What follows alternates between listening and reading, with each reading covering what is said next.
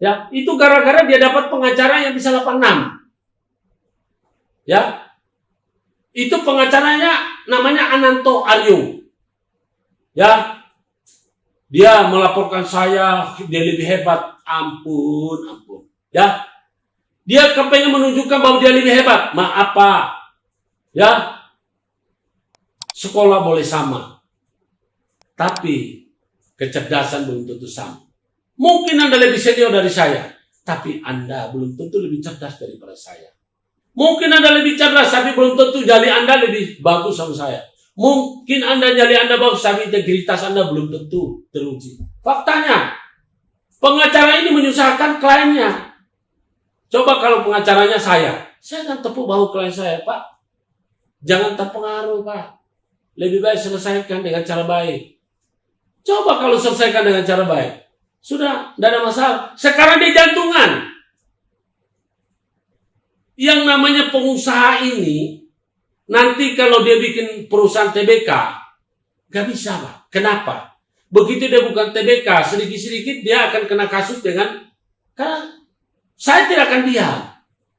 Jadi saudara Riman Sumargo, ya, dan siapa yang jadi pemodal Anda, lebih baik Anda berhenti. Cari saya, kita restoratif justice. Saya dari dulu mengajak Anda untuk restoratif justice. Anda pakai penyidik, Anda pikir saya takut, saya tidak takut.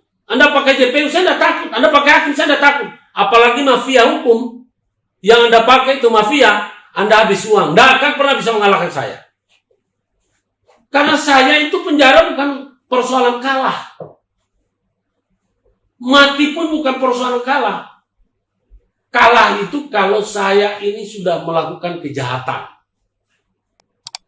Saya mencuri, saya menipu, saya memperkosa, saya korupsi, itu adalah kekalahan saya. Berarti saya tergoda. Tetapi kalau saya jalan di atas kebenaran, saya tidak akan takut. Jadi saya perlu ingatkan kepada teman-teman semua, jaksa, hakim, ya, Anda akan pensiun.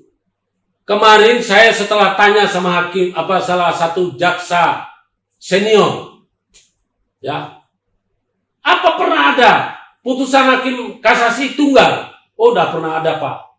Itu ada. Jangan-jangan itu palsu, Pak. Dan itu mungkin saja Bapak ditakut-takuti supaya Bapak tidak menuntut. Anda tidak usah pikir apa. Akhirnya apa? Anda berurusan dengan saya, berlawan dengan saya, kesombongan Anda.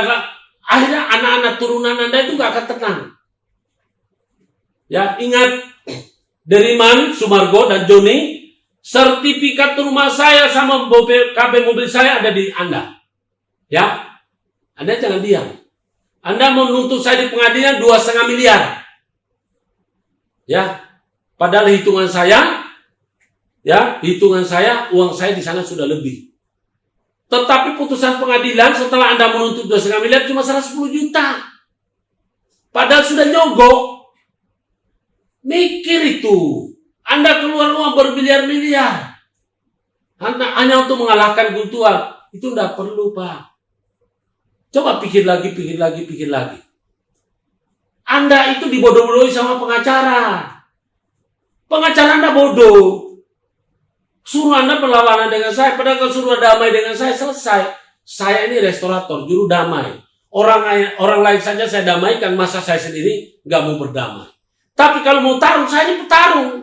Keturunannya petarung.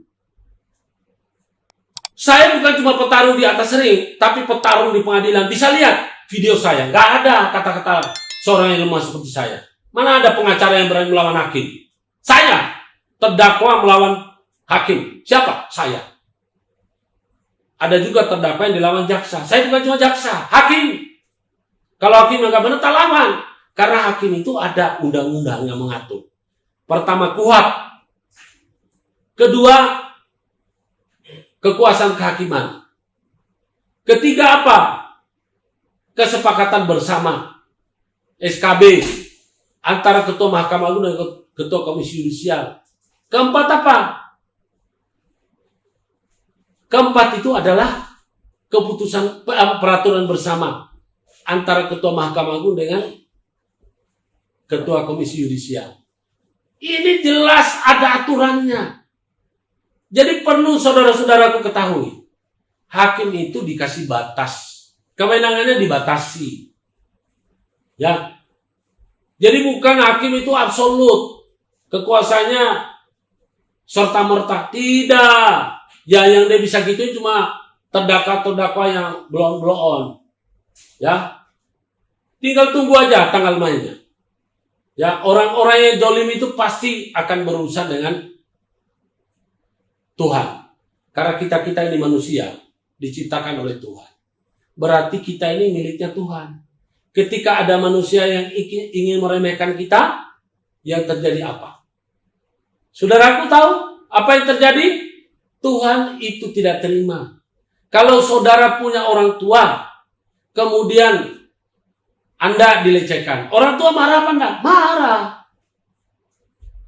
Lihat itu perkara yang sedang lagi sama seorang istri pengacara top. Sekarang ibunya membela, minta supaya istrinya anaknya dikembalikan. Ya. Jadi ini salah satu contoh buat saudara-saudaraku. Kita ini manusia, memang yang melahirkan adalah ibu. Ya. Bersama dengan Bapa membesarkan kita. Tapi ingat, siapa pemilik manusia itu sendiri? Hakikatnya semua makhluk hidup serta benda-benda yang ada di alam semesta ini adalah ciptaan Tuhan.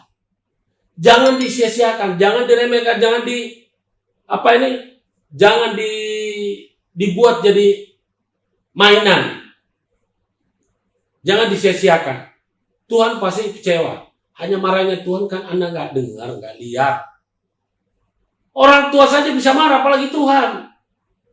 Jadi saya ingin mengatakan kepada saudara, ya, karena saya ini terlalu sakit dijolimi oleh penyidik, khususnya menangani perkara saya di Sidoarjo, sama JPU, Pengadilan Negeri Sidoarjo, ya, mereka meneliti berkas saya bukan sesuai hukum, tapi sesuai pesanan. Sehingga bertentangan dengan hukum pun mereka tetap anggap sempurna. Akhirnya dilimpah ke pengadilan. Lalu di pengadilan juga semuanya yang menangani perkara saya itu brengsek. Hakim-hakimnya. Mereka tidak pakai akalnya, kayak orang bodoh. Masa sudah jelas gak sesuai dengan fakta persidangan, tapi mereka tetap putusnya beda. Ini apalagi? Apa? Masih bisa kita bilang itu mereka itu orang beribadah.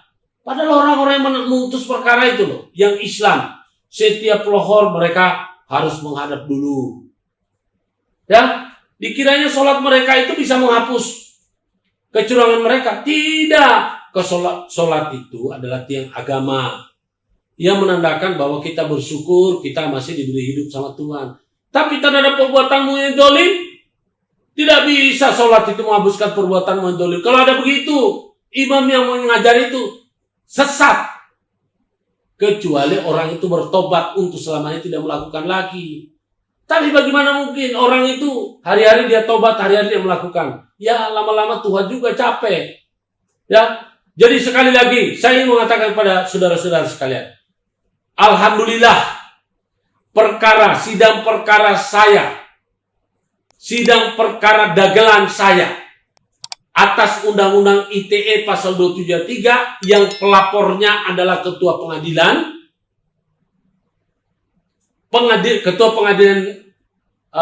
Wayan Karya Pengadilan Negeri Sidoarjo itu kemarin dihentikan atau dibatalkan karena masih harus menunggu putusan Mahkamah Agung tentang perpindahan dari persidangan. Jadi perpindahan persidangan. Mungkin mau dipindah ke Jakarta, mau dipindah ke Surabaya, mau dipindah ke mana. Ya pasti dipindah. Karena tidak ada ceritanya Ketua Pengadilan mencari keadilan dengan bantuan hukum Pradi Sidoarjo, DPC Pradi Sidoarjo, ya, minta perlindungan hukum pada Polres. Aneh bidajai. Masa dunia peradilan minta perlindungan? Ya, masa dunia peradilan cari keadilan? Lawannya siapa? Pengacara Guntur Aremba bersama Tuti Rahayu, istrinya. yang sama-sama pengacara.